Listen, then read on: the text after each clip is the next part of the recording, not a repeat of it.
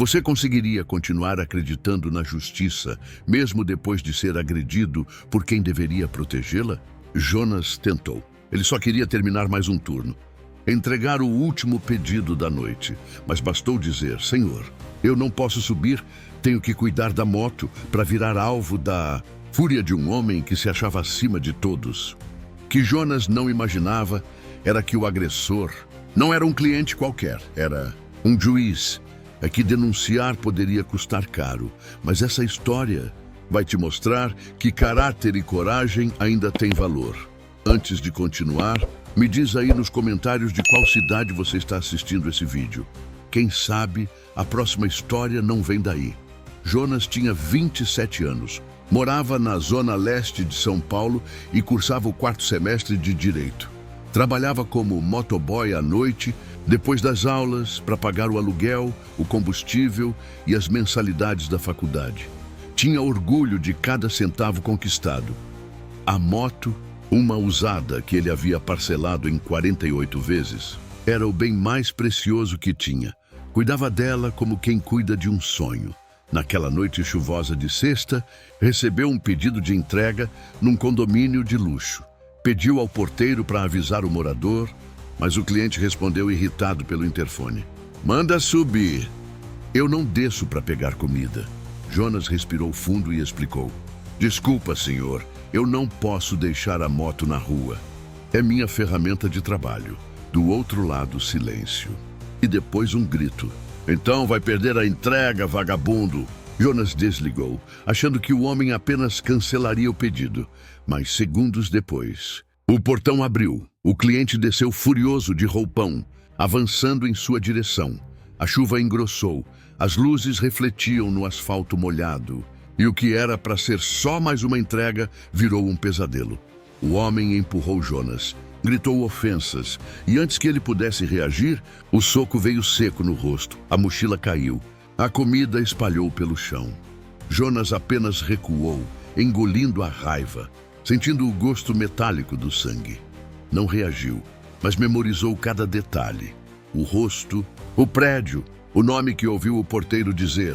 Dr. Álvaro, naquela noite, enquanto limpava o machucado no espelho, Jonas se perguntou se valia a pena registrar a ocorrência. Mas bastou buscar o nome na internet para entender o tamanho do problema. Juiz estadual, conhecido, influente, e naquele instante, o estudante de direito pensou em desistir. Como lutar contra quem decide o destino dos outros? Jonas passou o fim de semana trancado no quarto. O rosto ainda doía, mas era o orgulho que mais sangrava. Ele havia estudado direito justamente por acreditar na justiça. Mas agora ela parecia uma farsa distante, feita para proteger quem já tem poder. A mãe dele, Dona Neuza, percebeu o silêncio. Entrou no quarto com um copo de leite e perguntou o que tinha acontecido. Jonas tentou disfarçar, mas não conseguiu. Contou tudo. Ela ficou pálida, segurando o copo com força. Meu filho, você vai denunciar. Mãe, ele é juiz. Não vai dar em nada. E se der, pode acabar comigo. E se você se calar, acaba com quem você é. As palavras da mãe ecoaram na cabeça dele durante dias. Jonas foi trabalhar mesmo machucado, com o capacete cobrindo parte do rosto. Cada buzina parecia um lembrete de que a vida segue, mesmo quando a alma quer parar. No domingo à noite, recebeu uma notificação no aplicativo de entregas. Cliente recorrente solicitou bloqueio do Jidu, entregador por comportamento inadequado. Era ele, o juiz. Jonas. Ficou sem reação. A plataforma o suspendeu por 48 horas. Era o castigo por ter se defendido. Na segunda, foi para a faculdade com o corpo cansado e a mente em conflito. Na aula de ética, o professor falava sobre o abuso de autoridade.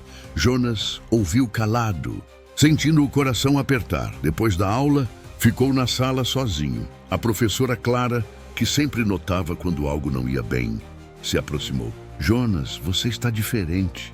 Aconteceu alguma coisa? Ele respirou fundo e contou tudo, com a voz embargada. Esperava julgamento, mas encontrou empatia. Ela ouviu em silêncio, depois disse: Você tem provas? Só o registro do pedido, o endereço e o nome. Então você tem mais do que muita gente.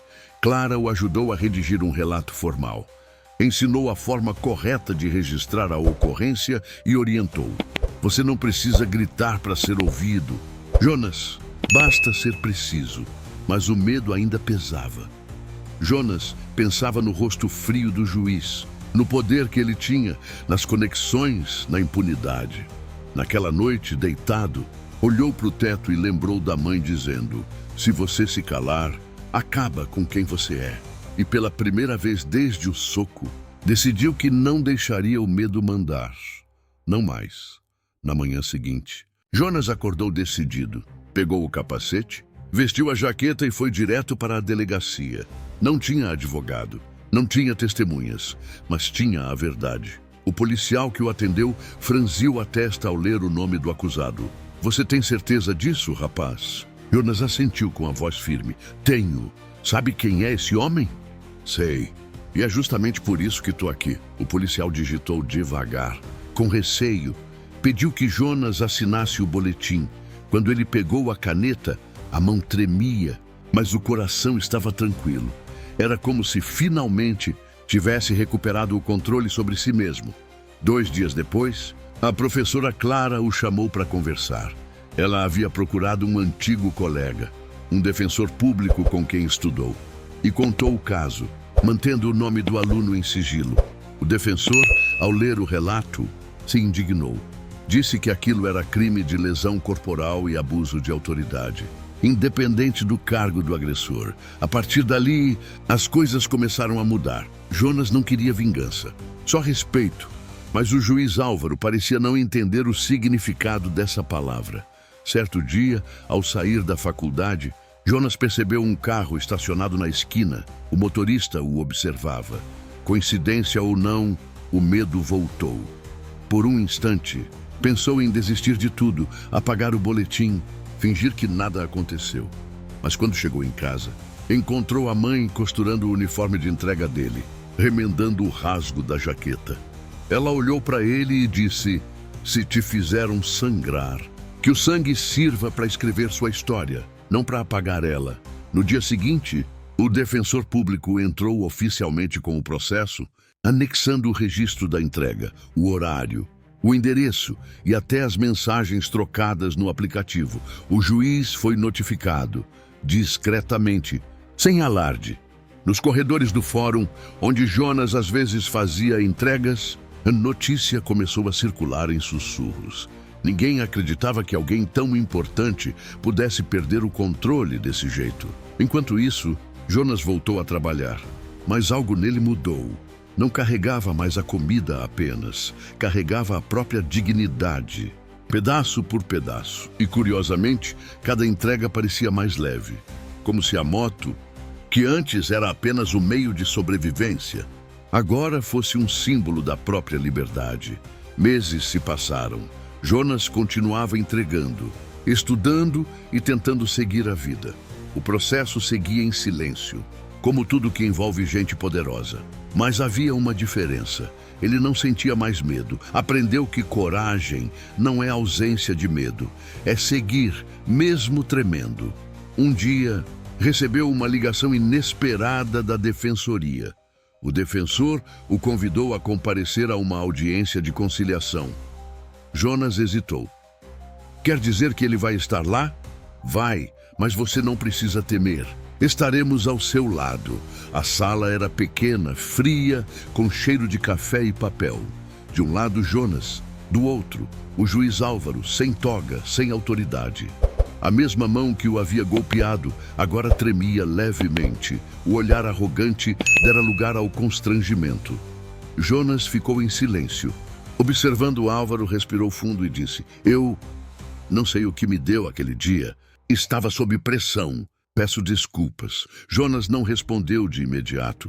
Pensou na mãe, na moto, na vergonha, no sangue escorrendo. Depois levantou o olhar e disse: eu não quero suas desculpas. Quero que o senhor entenda o que fez. O senhor representa a lei. E a lei não é um escudo para quem tem poder. Ela é o que protege quem não tem nada. A mediadora encerrou a sessão, registrando o acordo. Jonas recusou qualquer indenização.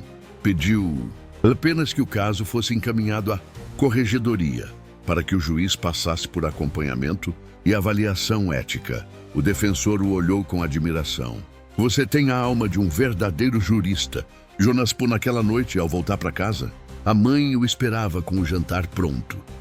Ele contou tudo. Ela sorriu, orgulhosa. Meu filho, você fez mais do que pedir justiça.